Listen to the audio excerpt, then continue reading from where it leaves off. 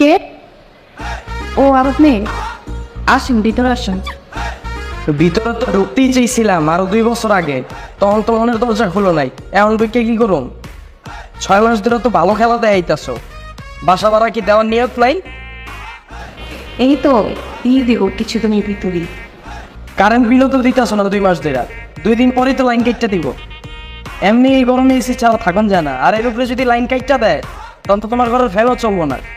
আহারে মায়া লাগে।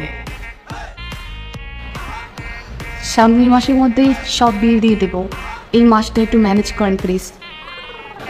আহারে মাহবুব, এই সেম কথাটা আমি একজনের কইছিলাম, একটু ম্যানেজ করো।